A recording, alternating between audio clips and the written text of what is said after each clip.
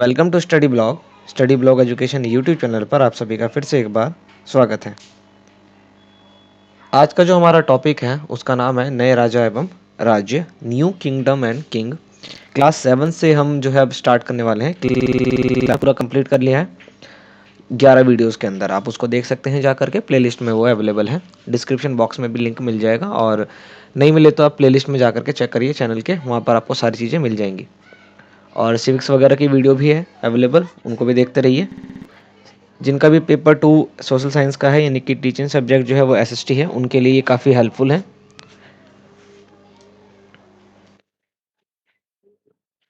तो ये 12वीं वीडियो है, यानी कि क्लास 12 है, या वीडियो नंबर 12, जो भी आप कह सकें इसको।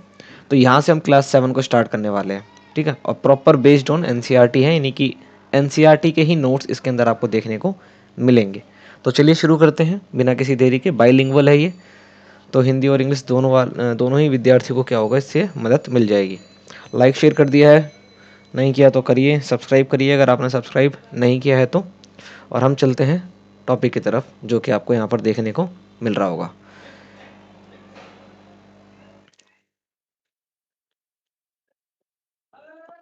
देखिए यहाँ पर क्या कहा गया है, 8वीं सदी के मध्य में, जैसा कि आपको चैप्टर का नाम पता होना चाहिए, नए राजा एवं राज्य की बात हो रही है इसके अंदर। तो कुछ चीज़ों को जानेंगे इसके अंदर। ये सभी पॉइंट टू पॉइंट जो चीज़ें हैं ये इंपॉर्टेंट है, क्योंकि एनसीईआरटी से एज अ नोट्स की तरह बनाए गए हैं ये, ठीक है। तो देखिए पहला पॉइंट क्या है। 8वीं सदी के मध्य में एक राष्ट्रीयकूट प्रधान दंती दुर्ग ने अपने चालुक्य स्वामी की अधीनता से इनकार कर दिया, ठीक है। एक प्रधान था जिसका नाम था दंती दुर्ग, इसने अपने स्वामी की अधीनता से इनकार कर दिया और उसको हरा करके एक हिरण्यगर्भ नाम का अनुष्ठान किया। यहाँ से आपको जो है हिरण्यगर्भ का मतलब देखने को मिल रहा होगा, सोने का गर्भ। हिरण्यगर्भ मतलब क्या होता है, सोने का गर्भ। ये आपको ध्यान रखना है कि हिरण्यगर्भ मतलब क्या होता है, सोने का गर्भ। अब ये अनुष्ठान कैसा होता है इसको समझ। ये अनुष्ठान एक कैसा अनुष्ठान है, कैसा यज्ञ है, इसको देखिए। ये जो अनुष्ठान है ये ब्राह्मणों की सहायता से संपन्न किया जाता है, यानी कि ब्राह्मण जो है इसको कंप्लीट करवाते हैं, ब्राह्मण ही यज्ञ को जो है करवाते हैं। अब देखिए किसी व्यक्ति ने अगर हिरण्यगर्भ नाम का यज्ञ करवाया है तो इसका क्या मतलब होता है। याजक यानी कि जो व्यक्ति अनुष्ठान करवा रहा है, अगर याजक जन्म से क्षत्रिय ना हो, जैसा कि आपको पता होगा कि क्षत्रिय जो होते हैं वे राजा बना करते थे, और ज्ञान वगैरह की बातें जो हैं वो ब्राह्मण किया करते थे। ये आपको मालूम होगा, अब तक आपने इसको पढ़ लिया होगा। तो कह रहे हैं कि भाई जो व्यक्ति जन्म से क्षत्रिय नहीं है पर वो राजा बनना चाहता है, तो राजा बनने के लिए उसको क्या करना पड़ेगा, क्षत्रिय बनना पड़ेगा। पर वो क्षत्रिय तो बन नहीं सकता, क्योंकि जन्म से क्षत्रिय तो नहीं है वो। तो वो एक यज्ञ करवाएगा जिसका नाम है हिरण्यगर्भ। हिरण्यगर्भ वो ऐसे व्यक्ति करवाते हैं, या ऐसे राजा करवाते हैं जो क्षत्रिय नहीं होते जन्म से, लेकिन उनको राजा बनना होता है और क्षत्रियत्व को जो है प्राप्त करना होता है। इसलिए वो क्या करते हैं, हिरण्यगर्भ नाम का एक यज्ञ करवाते हैं। और अगर ये यज्ञ हो जाता है तो उसके बाद वो राजा बन सकते हैं। तो यही बात इसके अंदर कही गई है कि हिरण्यगर्भ का यज्ञ जो है किसने करवाया था, तो दंती दुर्ग ने करवाया था। ये आपको पता होना चाहिए। और हिरण्यगर्भ का मतलब क्या है, सोने का गर्भ। और ये जो है यज्ञ है उसमें बेसिकली क्या किया जाता है, तो ऐसे याजक, ऐसे व्यक्ति जो क्षत्रिय नहीं होते हैं जन्म से, लेकिन वो राजा बनना चाहते हैं या क्षत्रिय बनना चाहते हैं अपने इस टाइम पीरियड से आगे के लिए, तो वो क्या करेंगे, हिरण्यगर्भ नाम का एक यज्ञ करवाएंगे। तीसरा पॉइंट है, कदम मयूर शर्मन और गुर्जर प्रतिहार हरिश्चंद्र ब्राह्मण थे, ठीक है। यानी कदम मयूर शर्मन और गुर्जर प्रतिहार और हरिश्चंद्र, ये सभी क्या थे, ब्राह्मण थे। अब देखिए ब्राह्मण है तो ये राजा तो बन नहीं सकते, क्योंकि राजा तो क्षत्रिय बनता है। तो इन्होंने क्या करा, जो है हिरण्यगर्भ नाम का यज्ञ यज्ञ जो है करवाया, और ये अपने जो है राजा बन गए थे। तो यहाँ पे वही बोला गया है कि परंपरागत पेशे को छोड़ करके, ठीक है, जो शास्त्रों से इनकी रिलेशन थी कि भाई एजुकेशन से जो रिलेशन था उसको छोड़ करके इन्होंने शस्त्र को उठा लिया। तो ये 3 व्यक्ति, आप इनका नाम याद रखेंगे। बेसिकली पूछा नहीं गया है। इस पूरे टॉपिक में हिरण्यगर्भ के बारे में आपको मालूम होना चाहिए। आगे देखते हैं, राज्य में प्रशासन। इन नए राज्यों में कईयों ने महाराजाधिराज, राजाओं के राजा, ठीक है, यानी कि भाई कई ऐसे राजा थे जिन्होंने इन उपाधियों को धारण किया। महाराजाधिराज यानी कि राजाओं के भी राजा, त्रिभुवन चक्रवर्ती यानी कि 3 भुवनों के स्वामी, ठीक है। और इसी तरह की अन्य भारी भरकम उपाधियों की जो है उन्होंने धारण किया था उनको। तो देखिए ये नहीं पूछा जाएगा किसने किया, ये पूछा जाएगा कि महाराजाधिराज का क्या मतलब होता है, और त्रिभुवन चक्रवर्ती का मतलब क्या होता है, 3 भवनों के स्वामी, ठीक है। पॉइंट टू पॉइंट याद रखिए, ज़्यादा डीप में जाने की कोई जरूरत नहीं है। बड़ा इजी पेपर होता है अगर आप पढ़ाई जो है अच्छे से कर रहे होंगे तो। राजा लोग प्रायः ब्राह्मणों को भूमि अनुदान से पुरस्कृत करते थे, यानी कि जो ब्राह्मण हुआ करते थे उनको ये भूमि अनुदान में दिया करते थे, दान में दिया करते थे, एज अ रिवॉर्ड दिया करते थे। और जब दिया करते थे तो उनको ताम्रपत्रों पर लिखवाया करते थे, ठीक है, या ताम्रपत्र पर अभिलिखित होते थे, भूमि पाने वाले को दिए जाते थे। यानी ऐसी भूमि जो ब्राह्मणों को दी जाती थी अनुदान में, रिवॉर्ड के रूप में, उनको जो है लिखा जाता था मैन्यूस्क्रिप्ट के अंदर, ठीक है, ये आपको मालूम होना चाहिए। 12वीं शताब्दी में एक वृहद संस्कृत काव्य भी रचा गया जिसमें कश्मीर पर शासन करने वाले राजाओं का इतिहास दर्ज है। इसे कलहन नामक एक रचनाकार द्वारा लिखा गया है। मोस्ट इंपोर्टेंट चीज है, ठीक है, यानी कि 12वीं शताब्दी के अंदर एक संस्कृत में काव्य लिखी गई है जिसके अंदर क्या बोला गया है, कश्मीर पर शासन करने वाले जितने जितने भी राजा थे उनका इतिहास जो है दर्ज है। यानी कि कश्मीर में शासन करने वाले राजाओं का इतिहास किसने लिखा है, तो कलहन नामक के एक रचनाकार ने इसको लिखा है। तो इस वाले स्क्रीन के ऊपर या इस वाले पैराग्राफ के ऊपर आपको कुछ ही सवाल देखने को मिले होंगे जो एक दो इंपॉर्टेंट इतने नहीं है लेकिन मालूम होना चाहिए। धन के लिए युद्ध बहुत जो है आज भी देखते हैं पैसों के लिए कितनी लड़ाइयाँ होती है, तो ये तब से चलता आ रहा है। एक विशेष रूप से वांछनीय क्षेत्र था गंगा घाटी में कन्नौज नगर। ना वांछनीय क्षेत्र का मतलब होता है कि भैया हमको भी चाहिए डिज़ायरेबल एरिया, कि भाई ये चाहिए हमारे को गंगा घाटी। अब किसी भी घाटी के आसपास अगर आप चले जाते हैं तो बहुत फ़ायदा होता है इससे। एक तो मिट्टी बड़ी उपजाऊ होती है तो राज्य में जो है खेती बहुत अच्छी होती है, खेती अच्छी होती है तो राज्य में पैसा बहुत अच्छा आता है। दूसरा भाई पानी है वहाँ पर, तो वहाँ से कोई भी आर पार जाएगा, कोई दूसरा एरिया का व्यक्ति जाएगा या दूसरा राज्य का व्यक्ति जाएगा तो उससे आप टैक्स ले सकते हैं, व्यापार बहुत अच्छा होता है। तो इसलिए घाटी वाले एरिया को कवर करने के लिए राजा जो है वो युद्ध किया करते थे। गुर्जर प्रतिहार, राष्ट्रकूट और पालवंश के शासक सदियों तक कन्नौज के ऊपर नियंत्रण को लेकर आपस में लड़ते रहे। क्योंकि इस लंबी लड़ाई में 3 पक्ष थे इसलिए इतिहासकारों ने इसको क्या बोला गया, त्रिपक्षीय संघर्ष। तो देखिए ये पूछा जाएगा कि जो त्रिपक्षीय संघर्ष है ये किन के बीच में हुआ, तो ये गुर्जर प्रतिहार, राष्ट्रकूट और पालवंश इन 3 व्यक्तियों के बीच में हुआ था। व्यक्ति बोले तो इन 3 शासकों के बीच में हुआ था, ठीक है। तो 3 पक्ष का जो संघर्ष था वो बेसिकली किससे रिलेटेड था, तो वो गंगा घाटी के कन्नौज नगर से रिलेटेड था, ठीक है।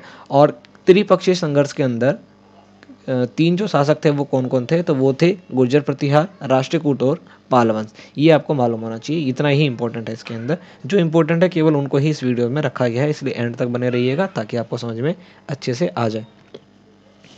पहले की भी वीडियोस बना रखी है, आप उनको भी देख सकते हैं, जाकर के प्लेलिस्ट चेक करिए, आपको सारी चीज़ें ईजिली मिल जाएगी। आगे देखिए, अफगानिस्तान के गजनी का सुल्तान महमूद। ये पूछा जाएगा कि भाई सुल्तान महमूद जो था वो कहाँ का था, तो वो अफगानिस्तान का था। ये ऐसे शासकों में सबसे ज़्यादा प्रसिद्ध था जो धन के लिए लड़ाई करता था। ये असल में जो है मंदिरों पर हमला करता था और वहाँ का जो है धन वगैरह इकट्ठा करके लेके अफगानिस्तान वापस चला जाता था। वह लगभग हर साल उपमहाद्वीप पर हमला करता था।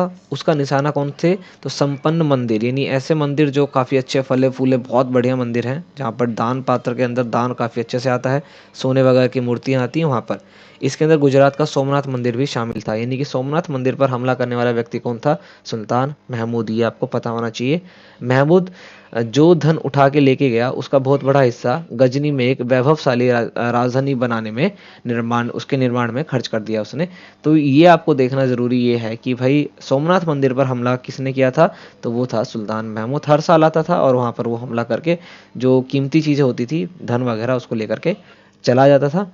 सुल्तान महमूद ने उपमहाद्वीप का लेखा जोखा, ठीक है, यानी कि इसके बारे में लिखने देखने का जो भी काम था वो किसको दिया था, अल बेरूनी को दिया था। तो ये ध्यान रखना आपको कि अल बेरूनी जो है वो क्या था, सुल्तान महमूद ने जो है इसको लेखा जोखा लिखने का जो है काम सौंपा था। उनकी अरबी में लिखित एक किताब है जिसका नाम है किताब अल हिंद। ये आपको मालूम होना चाहिए। इसके बारे में सवाल पूछा गया है कि किताब अल हिंद जो है इसके राइटर कौन है, तो इसके राइटर है अल बेरूनी, ठीक है। तो इतिहासकारों के लिए एक महत्वपूर्ण स्रोत है। इसमें उपमहाद्वीप के बारे में देखिए, उपमहाद्वीप के अंदर बेसिकली हमारा इंडिया सब कॉन्टिनेंट आता है, ठीक है। तो ये जो सब कॉन्टिनेंट है इसके बारे में अच्छे से इतिहास लिखा है किसने, अल बेरूनी ने, जिनकी किताब का क्या नाम है, किताब अल हिंद। ये आपको मालूम होना चाहिए। तो इस वाले में आपको 2 से 3 क्वेश्चन देखने को मिल गए कि सोमनाथ मंदिर पर अटैक कौन करता था, सुल्तान महमूद। कहाँ से बिलोंग करता था, अफगानिस्तान से, ठीक है। और किताब अल हिंद जो है वो किसने लिखा है, तो वो अल बेरूनी ने लिखा है। ये आपको मालूम होना चाहिए, ठीक है। उसके बाद है चोल राज्य, ठीक है, क्या नाम है, चोल राज्य। राजराज प्रथम जो सबसे शक्तिशाली चोल शासक माना जाता है, 1985 में राजा बने, यानी कि सन 1985 में क्या था, राजा बना था। राजराज के पुत्र राजेंद्र प्रथम ने उसकी नीतियों को जारी रखा। उसने गंगा घाटी, श्रीलंका तथा दक्षिण पूर्व एशिया के देशों पर हमला भी किया। इस अभियानों में उसने जल सेना भी बनाई, यानी कि जल सेना किसने बनाया था, तो भाई चोल राज्य में जो है जल सेना बनाए गए थे। क्योंकि देखा, आपको पता होगा कि श्रीलंका जो है बेसिकली पानी वाले एरिया में आता है, तो भाई वहां तक पहुंचने के लिए जल सेना बनानी जरूरी है। तो राजराज प्रथम के पुत्र थे जिनका नाम था राजेंद्र प्रथम, उन्होंने जल सेना बनवाया था। चौल राज्य से चौल मंदिर बहुत फेमस है, देखिए इसको। मंदिर जो है,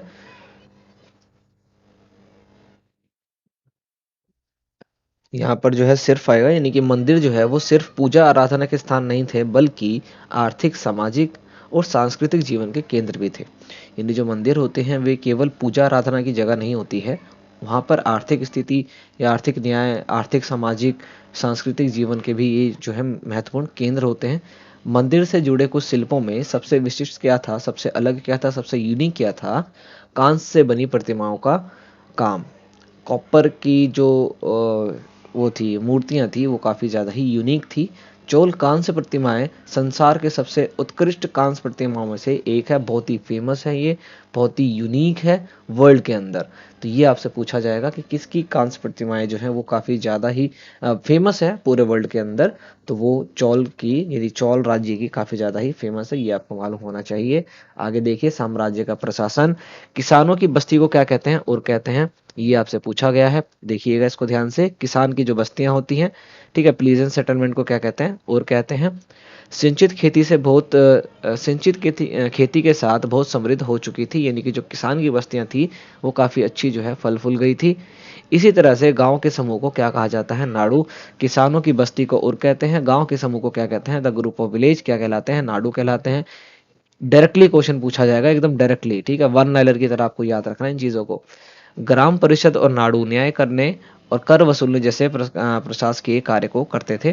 जो ग्राम परिषद होते हैं और जो नाडू, यानी गांव के जो समूह होते हैं, वो क्या करते थे बेसिकली, कि भाई टैक्स कैसे वसूला जाए, इस पर वो काम करते थे। वेल्लाल जाति के धनी किसानों को केंद्रीय चोल सरकार की देखरेख में नाडू के कामकाज से अच्छा खासा नियंत्रण हासिल था। उनमें से कई धनी स्वामियों को चोल राजाओं ने सम्मान के रूप में मुवेंदन मुवेंद वेलन, ये वर्ड आपको ध्यान रखना है कि इसका मतलब क्या होता है। मुवेंद वेलन जो है बेसिकली किन लोगों को कहा जाता है, ठीक है, तो ये वेल्लाल जाति के जो धनी किसान थे उसको कहा जाता है, जो चोल राज्य के अंदर थे, ठीक है, चोल राज्य के अंदर थे। अब देखो, मुवेंद वेलन का मतलब क्या होता है, तीन राजाओं को अपनी सेवा प्रदान करने वाला वेलन या किसान। राजा एक, उसका बेटा और उसका बेटा, अगर इस तरह की तीन पीढ़ियों को अगर उसने अपनी सेवा प्रदान की है, तो ऐसे व्यक्ति को क्या बोला जाता है, मुवेंद वेलन। ये आपको पता होना चाहिए। ये डायरेक्टली ही पूछे जाएंगे, अगर आपको यकीन नहीं होता तो भाई आप उठाइए प्रीवियस ईयर और देखिए, उसके अंदर क्वेश्चन तो लाखों बन जाएंगे। तैयारी आपकी कैसी है ये देखना काफ़ी ज़रूरी है। तो मुविंद विलन का क्या मतलब होता है ये पता चल गया। उर का मतलब क्या होता है, नाडू का मतलब क्या होता है। एक वर्ड है अय्यार, अय्यार का मतलब होता है प्रधान, ठीक है, अय्यार का मतलब क्या होता है, प्रधान, यानी कि चीफ। ऐसी उपाधियाँ जो है चोल राज्य के अंदर व्यक्तियों को दी जाती थी। तो यहाँ पर मतलब आपको पता होना चाहिए कि उर का मतलब, नाडू का मतलब,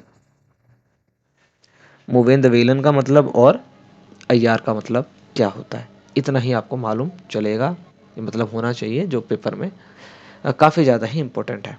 अब है भूमि के प्रकार, मोस्ट इंपॉर्टेंट चीज़ें यहाँ पर देखिए। वेलन वागाई पहली भूमि का प्रकार है, द टाइप ऑफ लैंड वेलन वागाई। ये किस लोगों को कहा जाता था, यानी गैर ब्राह्मण, गैर land of the honour with non Brahmin, यानी कि जो गैर ब्राह्मण थे, वो जो व्यक्ति होते हैं जो ब्राह्मण नहीं है और भूमि के स्वामी हैं, उनको क्या बोला जाता है, वेलन वगाई, यानी उनकी भूमि को क्या बोला जाता है, जमीन को वेलन वगाई। ब्रह्मदे दूसरा टाइप है, ब्रह्मदे जो ब्राह्मणों को उपहार में भूमि दी जाती है उसको क्या बोला जाता है, ब्रह्मदे। तीसरा है शाला भोग, शाला मतलब विद्यालय होता है, यानी विद्यालय के लिए जो जमीन दी जाती है उसको क्या बोला जाता है, शाला भोग। चौथा है देवदान, देव मतलब देवता कहाँ रहेंगे, मंदिर में रहेंगे, तो भाई मंदिर के लिए जो उपहार में दी जाती है भूमि उसको क्या बोलते हैं, देवदान। और पांचवा है, मतलब ये चार आपको याद रखने हैं, वेलम वगाई, ब्रह्मदेव, शाला भोग, देवदान। बेसिकली याद हो चुका होगा, एक बार इसको पढ़ेंगे याद हो जाएगा, इसको रटने की जरूरत ही नहीं है। नगरम नाम से ज्ञात व्यापारियों के संग भी अक्सर शहरों में प्रकाशनिक कार्य करते थे। प्रशासनिक कार्य जो है वो करते थे नगरम नाम के। तो नगरम नाम जो है यानी कि नगरम से मतलब क्या है, व्यापारियों का संघ। ठीक है, नगरम से क्या मतलब है, व्यापारियों का संघ। तो आपको यहाँ पर नाम का ध्यान रखना है कि भाई नाम का मतलब क्या है, ठीक है, किसको कहा जाता है, इस चैप्टर के अंदर वही चीज़ें इंपॉर्टेंट है। ओके, तो वीडियो हमारी यहाँ पर कंप्लीट हो गई। लाइक शेयर आपने कर दिया होगा, नहीं किया होगा तो कर दीजिए, फ्री ऑफ कॉस्ट है, इसमें कोई भी चार्ज नहीं लगता। सब्सक्राइब करिएगा यूट्यूब चैनल को हमारे, और बेल आइकन को ऑन करिएगा ताकि वीडियोस की नोटिफिकेशन आपको टाइम पर मिले। पीडीएफ वगैरह चाहिए तो आप study blog edu Telegram channel पर हमारे को ज्वाइन कर सकते हैं।